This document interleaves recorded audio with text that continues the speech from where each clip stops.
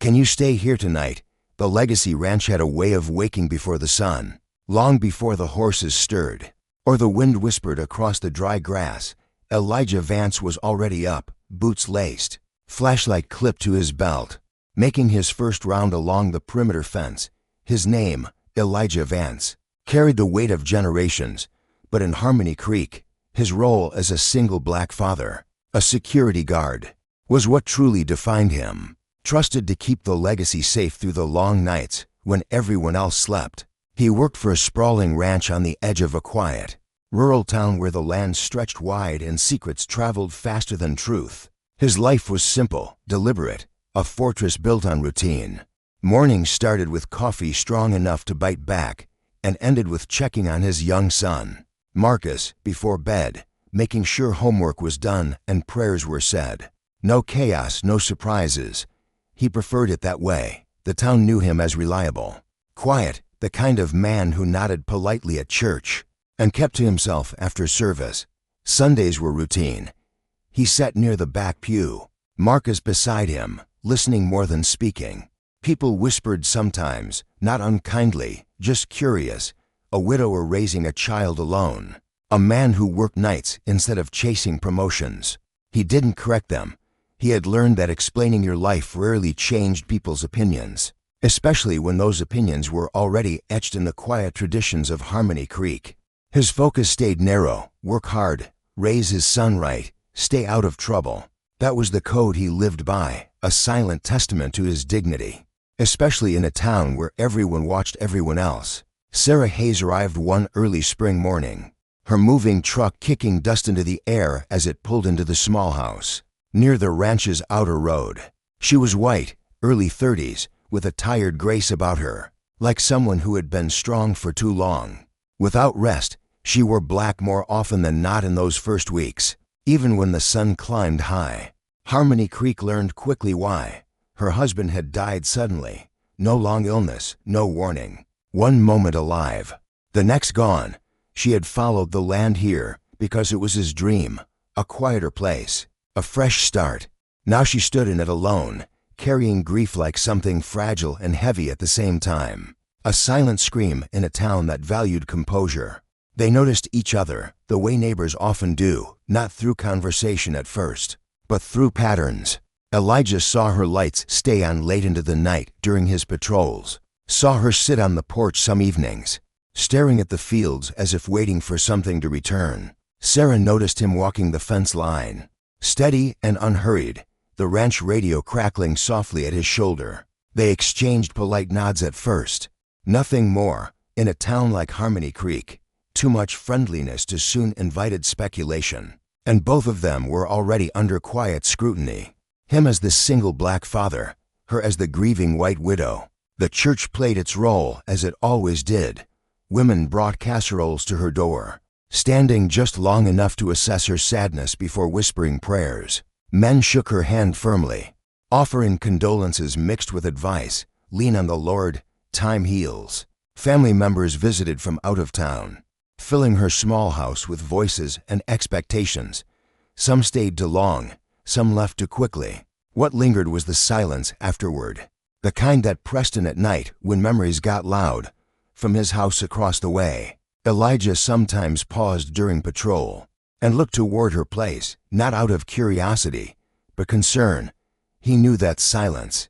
He lived with a version of it himself, and though he didn't know it yet, the distance between their houses was smaller than the space grief was about to close. If you watched till this point, thank you. Before we continue, take a moment and comment where you're watching from. Sometimes knowing we're not alone makes these stories hit a little deeper. The first real interaction didn't happen in daylight, or after church, or during one of those polite moments where words were expected. It happened on a night when the wind pressed hard against the ranch fences and the sky hung low and heavy, threatening rain. His patrol had been long already. The radio crackled with routine check-ins, and his flashlight swept across familiar ground. Gates locked, barns secure, nothing out of place. By the time he headed back toward his small house on the edge of the property, exhaustion sat deep in his bones. He was thinking about Marcus, asleep inside, about reheated dinner waiting on the stove, about how quiet his life had become. That was when he saw her porch light flicker on, then off, then on again. It was a small thing, easy to ignore, but something in the way the light hesitated made him slow his steps inside her house. The silence had turned sharp, the kind that made every creak sound like a warning. Sarah stood in her kitchen, staring at the sink, water pooling beneath a leaking pipe she didn't know how to stop. Her husband had always handled things like this, not because she couldn't learn, but because they had fallen into those small, unspoken roles couples do. Now every drip felt like proof of his absence. She had tried tightening the valve herself, hands shaking, breath shallow. The water kept coming. Panic rose, not loud, but insistent. Her phone lay on the counter. She scrolled through contacts she didn't feel ready to use. Family would worry. Church women would talk. And then she thought of the man across the way, Elijah Vance, the security guard, the father, the one who walked the fence every night, like the world depended on it. She hesitated long enough to feel foolish, then grabbed her coat. When the knock came, it was soft at first, almost apologetic. He opened the door expecting wind, and found her standing there instead, rain beginning to mist her hair, eyes wide with something between embarrassment and desperation. For a second, neither of them spoke. In towns like Harmony Creek, appearances mattered. A white widow, at night, seeking help from a black man. Elijah opened his door, the late hour a silent, heavy question between them. "I'm so sorry," Eleanor whispered, her voice a fragile thread. "I wouldn't bother you, but my sink it won't stop." He saw the tremor in her hands, the way her eyes darted into the inky blackness, as if the night itself held judgment. Without a word, Elijah stepped aside. "It's all right," he said, his voice a steady anchor. "Let me grab my tools." He followed her across the moonlit gravel path, acutely aware of the space between them, of the unseen eyes that might be watching from behind drawn curtains in Oak Haven. Inside her kitchen, the air was thick, heavy with the scent of grief, stale coffee, and unspoken memories. He knelt beneath the sink, his movements precise, asking quiet, grounding questions. Eleanor stood nearby, arms wrapped around herself, explaining too much, apologizing again, her words catching in her throat as the pain became too sharp to bear. Elijah didn't rush her.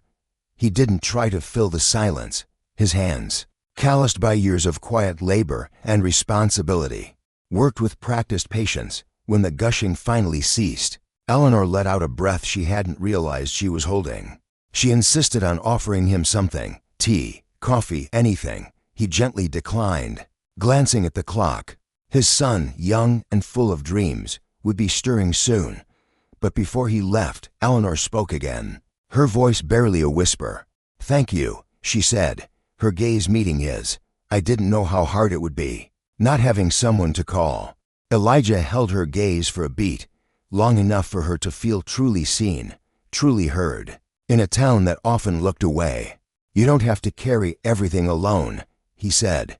The words, simple yet profound, seemed to surprise them both. Outside, the rain began to fall, a soft, rhythmic tapping against the roof, like the punctuation of a new chapter. As he walked back home, Elijah felt it, that subtle, almost imperceptible shift, not romance, not yet, but the quiet breaking of a silence that had held them both captive. The days that followed settled into a cautious rhythm, defined more by unspoken boundaries than by burgeoning familiarity. They didn't suddenly become friends, nor did they pretend that late-night knock hadn't happened. Instead, a quiet awareness took root. Elijah noticed when Eleanor's curtains remained drawn until midday. Eleanor noticed when his community patrols ran later than usual, his silhouette passing beneath the streetlights long after Oak Haven had gone to sleep. When their paths crossed, their conversations remained brief, polite, almost meticulously careful. A nod by the mailbox, a soft good morning at the edge of the gravel road. In a town where whispers traveled faster than truth, both understood the importance of moving slowly. Yet, beneath that restraint, something had irrevocably shifted. The silence between them no longer felt empty, it felt watched. Eleanor's grief deepened in unpredictable, unforgiving waves. Some mornings, she woke with a fierce resolve. moving through her house with purpose, answering messages from church women, attending Sunday service, sitting stiffly through sermons about endurance and God's timing. Other days, the house felt like a tomb, the rooms too vast, the corners too quiet. Every object was a cruel reminder of what was lost. Her husband's jacket still hung by the door. His boots sat untouched by the wall. Family called constantly, urging her to leave Oakhaven, to come stay with them. A woman shouldn't be alone like this, her sister pleaded. People will talk, her aunt warned. Even at church, the looks carried a double meaning. Sympathy layered with expectation. She was a widow now, and widows, in their eyes, had a certain way they were supposed to behave. Elijah felt the pressure too, though it manifested differently. At church, a few men clapped him on the shoulder a little too hard, asking how he was holding up as a single father, reminding him that children needed structure and strong guidance. One older deacon suggested he volunteer more. Be more visible. People respect a man who stays in his lane, the deacon said. His smile not quite reaching his eyes, Elijah understood. In Oakhaven, his role was clear, narrow, defined. Community watch leader, father, a quiet man who didn't attract attention.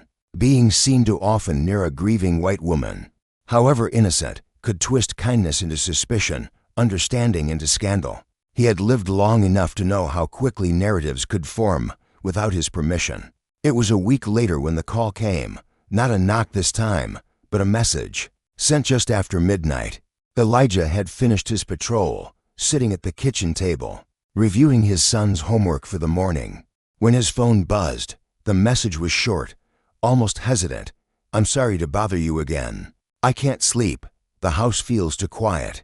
He stared at the screen, the glowing words a challenge. He thought of his son asleep in the next room, of the unspoken rules he had built his life around, of the judging looks at church, of how easily kindness could be twisted.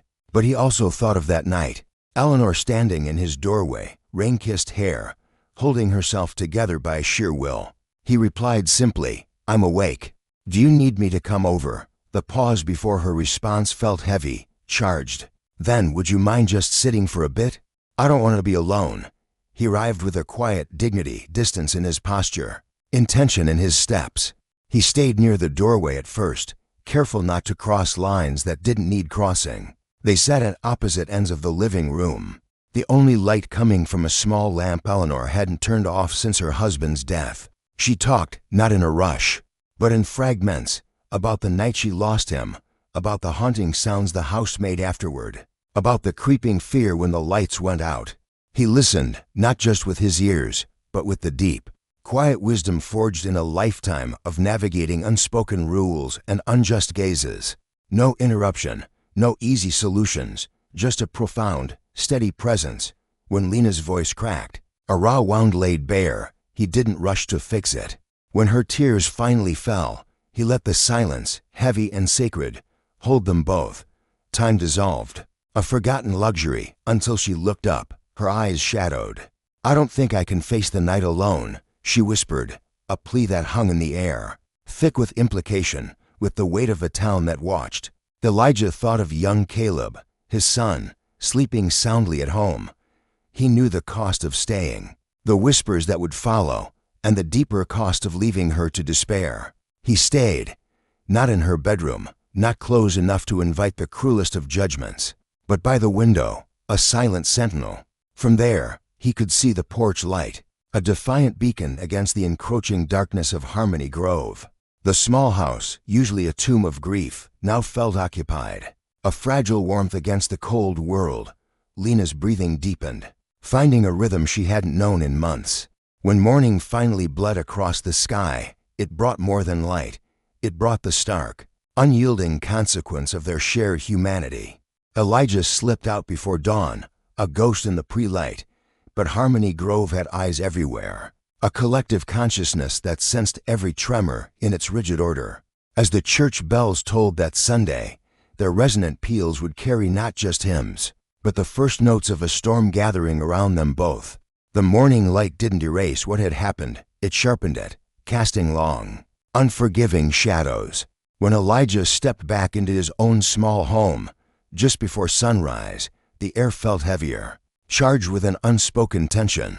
Young Caleb was still asleep, sprawled across his bed, the picture of innocent safety. Elijah stood in the doorway, a silent guardian, watching the slow, steady rise and fall of his son's chest.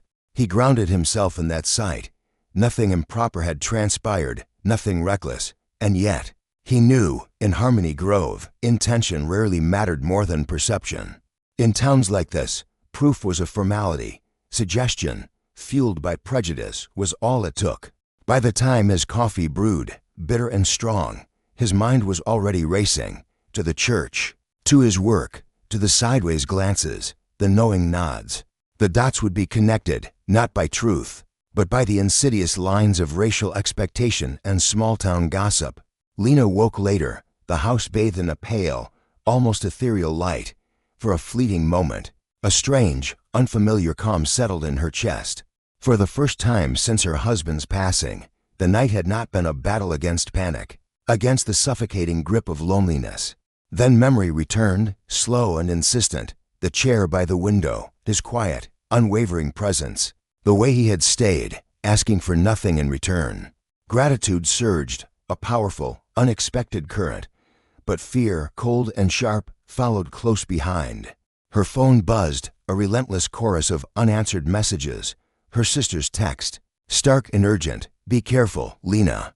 A church woman, cloaking judgment in concern. "Will you be attending the widow's support meeting this afternoon?"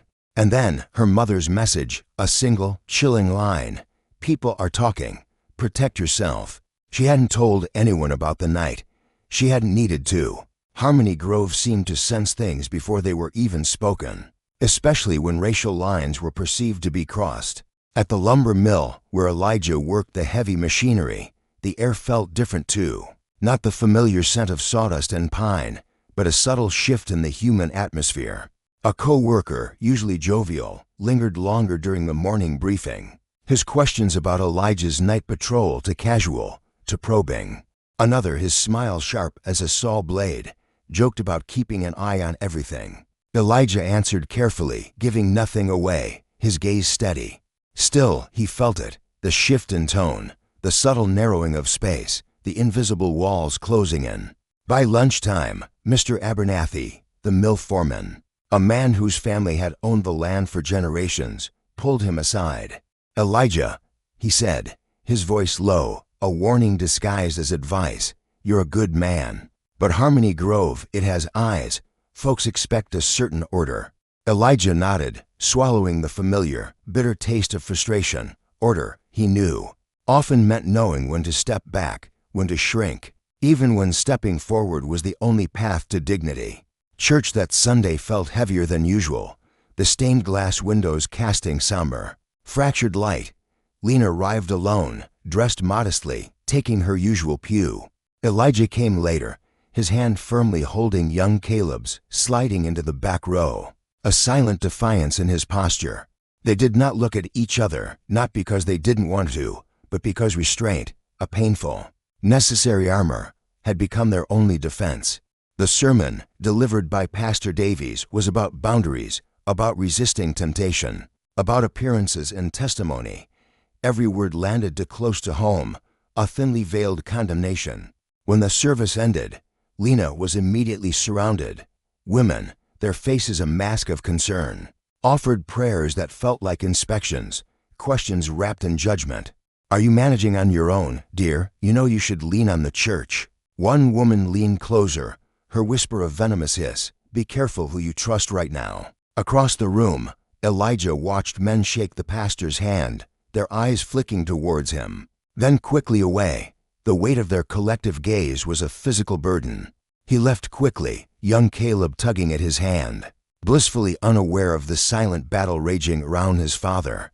The distance between their houses grew, not physically, but emotionally, a chasm carved by fear and prejudice. Elijah stopped walking past Lena's porch during his evening patrols, choosing longer, circuitous routes. Lena kept her curtains drawn, even in the bright afternoon. When they did speak, it was brief, necessary, almost clinical, a text about mail left in the wrong box, a polite exchange near the driveway. Both felt the profound loss of the fragile peace they had found, the quiet understanding that had blossomed in the dark, yet neither spoke of it. One evening, as the sun dipped low, painting the fields in hues of defiant gold, Lena stood at her window, watching Elijah secure the outer gate. For a moment, she almost called out, almost crossed the space that fear and the town's rigid rules had so carefully rebuilt. But the voices echoed louder than her heart: family expectations, church standards, the unspoken, unyielding rules of a town that preferred grief neat and kindness contained within its prescribed racial lines. She stepped back instead, and in the quiet that followed, both understood the truth they hadn't yet named. Compassion, when it dared to cross boundaries, had profound consequences. The cost of being seen together, of simply existing with dignity in Harmony Grove, was only just beginning. But inside Elijah, a quiet fire had been stoked, a resolve hardening, preparing for the fight to come. The weight of unspoken words, of late-night strategizing now absent, pressed heavier than any exhaustion Elijah Vance had ever known. He found himself scanning the shadowed porch of Lena May's sanctuary during his community rounds, then forcing his gaze away, a stark reminder of the lines he had to hold. A generation watched his every move, a legacy of resistance carefully built, vulnerable to a single whisper, a single misstep. Leadership, he was learning, demanded boundaries, whether the heart yearned for them or not. For Lena, the isolation deepened, a chilling silence. The community gatherings, once her solace, thinned out, not from malice, but from the crushing expectation that grief had a timeline, that sorrow could be neatly packaged. The comfort meals ceased. The messages of solidarity grew sparse. She attended the elders' circles, pushed by a duty to remain visible, to not let the spirit break.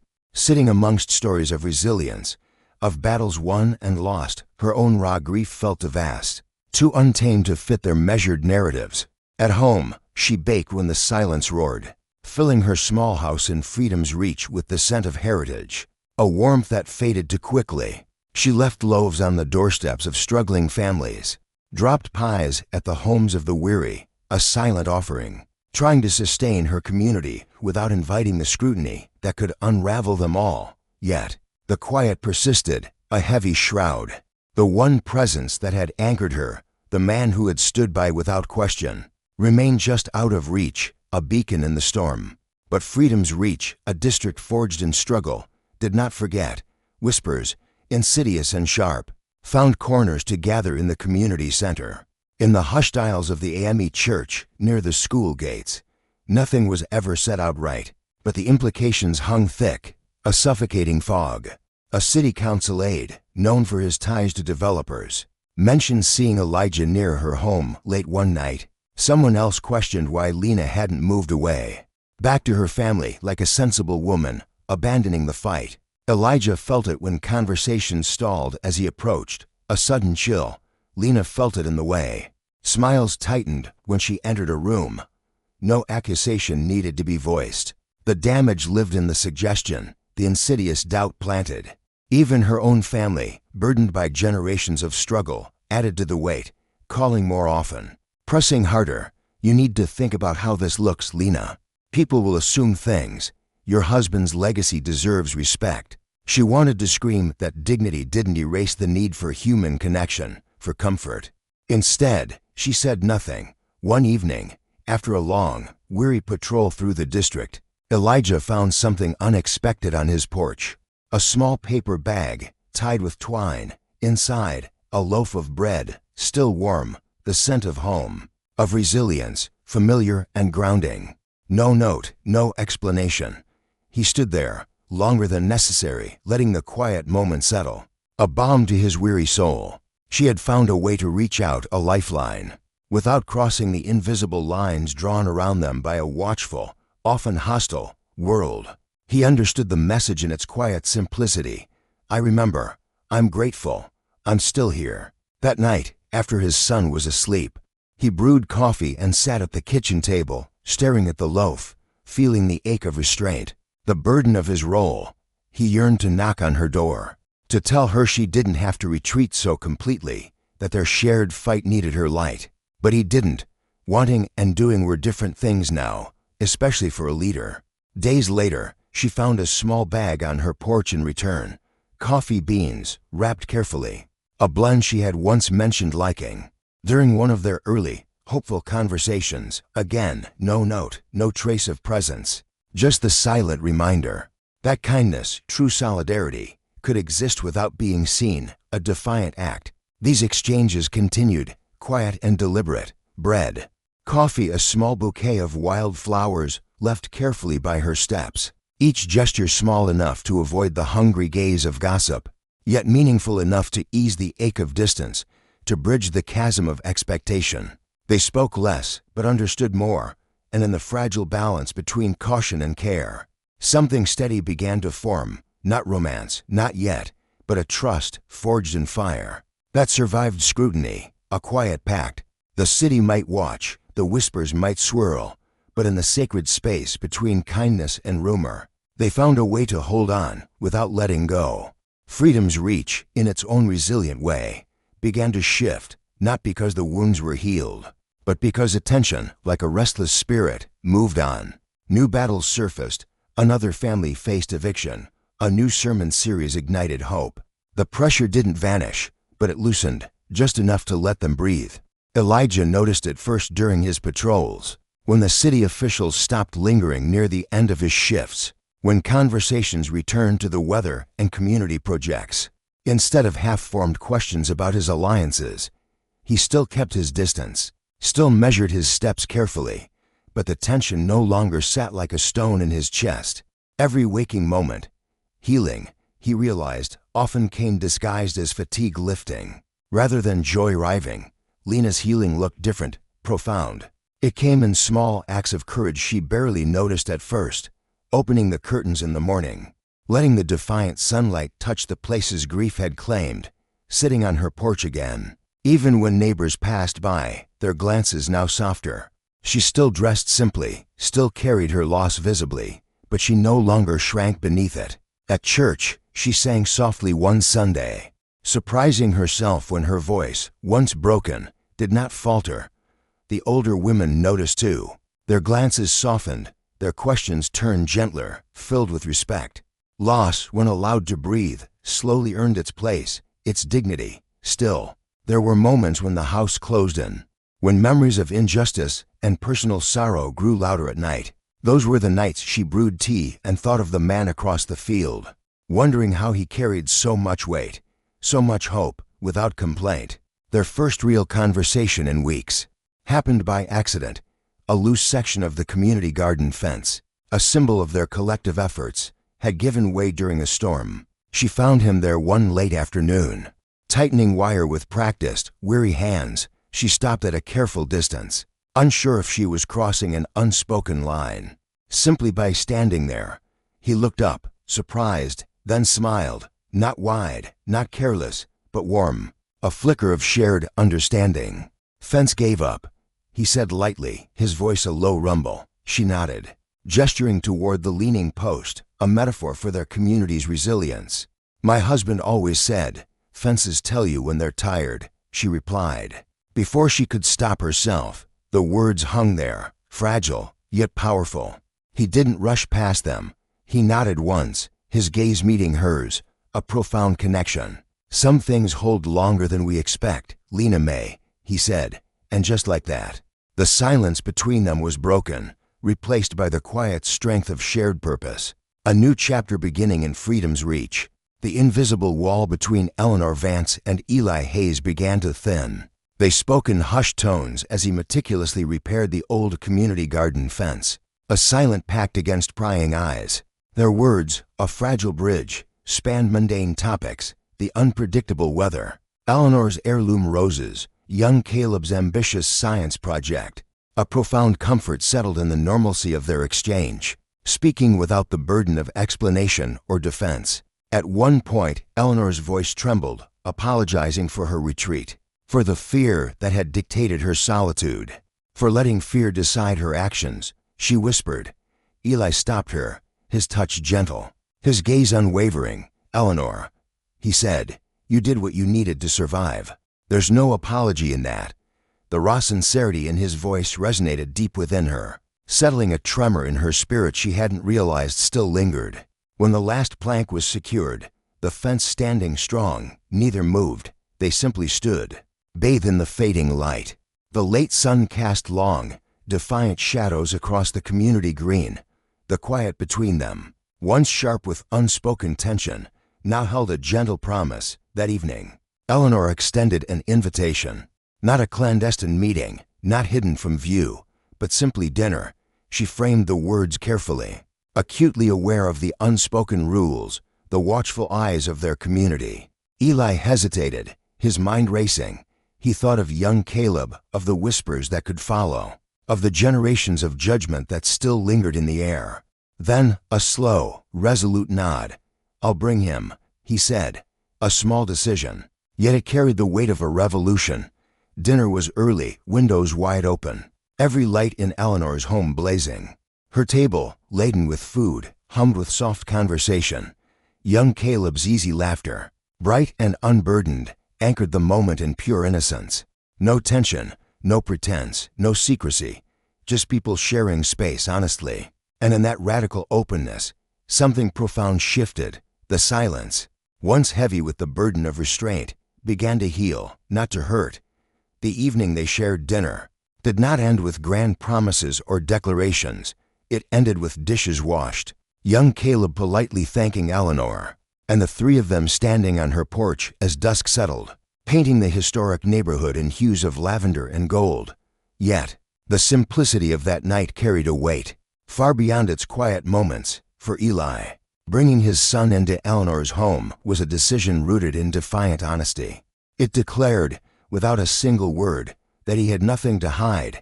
For Eleanor, opening her door, lights blazing, neighbors in full view, was its own profound act of bravery.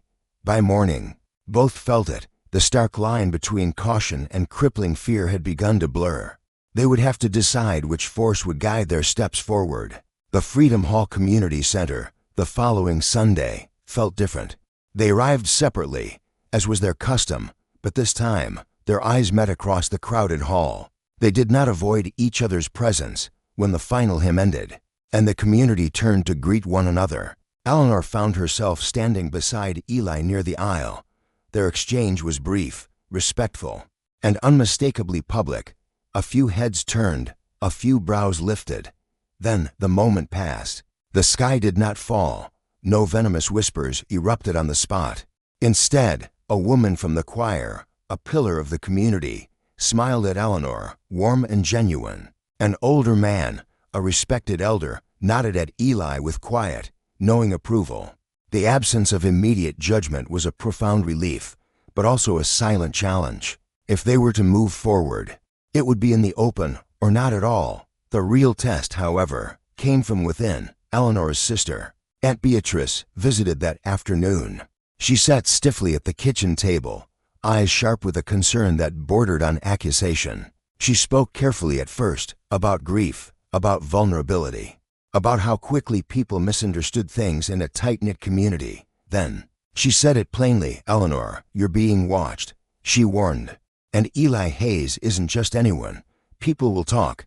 The implication hung heavy, unfair, a suffocating shroud of expectation. For the first time since her husband's passing, Eleanor pushed back. "I am allowed kindness," she said quietly, her voice steady. "And I am allowed to heal in my own time." Aunt Beatrice studied her, surprised by the unwavering resolve in her sister's voice. It wasn't defiance, it was a quiet, unshakable resolve. When the conversation ended, nothing was fully resolved, but something fundamental had shifted within Eleanor. She had chosen herself. Eli faced his own reckoning days later, when Councilman Thorne, a figure of the old guard, requested a meeting. This time, the conversation was more direct, though still cloaked in a veneer of civility. "Eli," the councilman began, "you know how this community is. Optics matter." Eli listened, his face impassive, without interrupting. Then he responded calmly, his voice a steel thread. "I do my job well. I raise my son right. I don't cause trouble." It wasn't a challenge. It was an unyielding boundary. Councilman Thorne nodded slowly, a flicker of recognition in his eyes. Being seen, Eli realized, didn't always require permission. Sometimes it simply required quiet, unwavering confidence. Their time together increased. Not in secret, not in haste, but steadily, organically. Walks along the newly repaired community garden fence in the early evening. Shared meals that held laughter and comfortable silence in equal measure. Conversations about Eleanor's late husband, once a forbidden topic, now flowed freely. Eli never rushed her grief, never tried to replace what had been lost. Eleanor, in turn, respected the immense weight of his responsibilities, the way his life had been shaped by both fierce love and necessary caution. They were learning each other, not as an escape from their pasts, but as companions navigating difficult, often hostile terrain. And in that mutual respect, trust deepened, becoming an unbreakable bond. The community noticed, of course. Some watched with curiosity, some with quiet approval, some with lingering doubt. But what mattered most was the profound change within Eleanor and Eli. Fear loosened its suffocating grip, shame faded. In its place grew something far steadier, courage. Not the loud, attention-demanding kind, but the quiet, resilient courage that showed up consistently, in daylight and in truth. By choosing to be seen, they were choosing more than just each other. They were choosing a life where kindness didn't have to hide in shadows, and where healing could finally step into the open, vibrant light. By the time autumn settled fully over their historic neighborhood, healing had begun to show itself. In ways neither Eleanor nor Eli had planned. It wasn't loud or celebratory. It lived in the quiet rhythms of their routines, in the way Eleanor no longer flinched when the wind rattled the old windows at night, in the way Eli found himself laughing more easily, his shoulders no longer carrying quite so much weight. When he returned home from his community patrols, the very spirit of the neighborhood itself seemed to mirror the change. The fields of freedom's reach, once divided by invisible lines, now shimmered with a shared promise. What they were building did not erase the past. It made sacred room for it. And Alara, standing firm, knew this was the true alchemy of healing. Her spirit, once burdened, changed first. The crushing weight of generations of injustice that had suffocated every corner of her being began to lift, not because the struggle was forgotten, but because its memory had found a new place, a foundation for a future that no longer demanded all her breath. She honored the sacrifices, keeping the lessons close, releasing the bitterness that had once threatened to consume her. On Sundays, she still led the community gatherings, but now she stayed long after, her voice ringing with purpose, no longer a symbol of grief, but a beacon of change. The whispers of doubt had softened into a chorus of support, forged by time and the undeniable integrity of her vision. Some still clung to old prejudices in private, but in public, they had learned to respect Alara's unyielding strength. For Elijah, the shift was most profound at home. His son, Caleb, asked questions now about why they marched with Alara, why she often shared their dinner table.